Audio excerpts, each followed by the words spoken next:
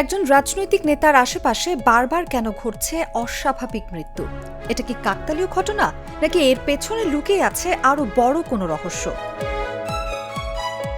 পশ্চিমবঙ্গের রাজনীতিতে এক আলোচিত নাম শুভেন্দু অধিকারী।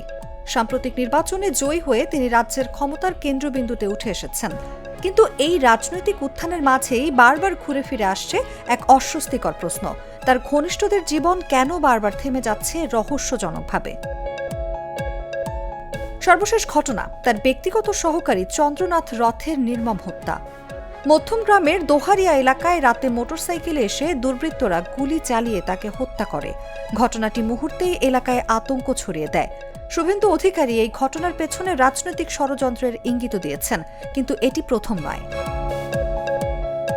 2013 সালে তার সাবেক ব্যক্তিগত সহকারী প্রদীপ ঝাকে মৃত অবস্থায় পাওয়া যায় কলকাতার স্ট্যান্ড রোডে।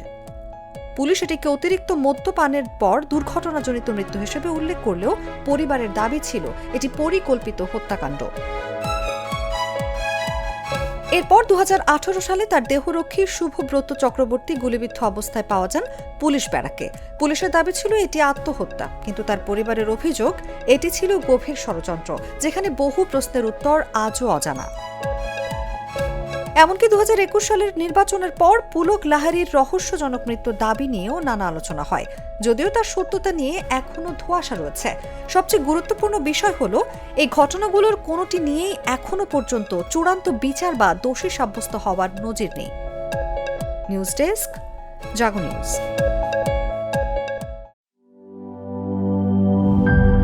গ্লিটারের টুইন লেমন ও অ্যান্টিব্যাকটেরিয়াল ফর্মুলা বাসনকে চকচকে জীবাণুমুক্ত করে আমাদের দেয় গ্লিটার গ্যারান্টি।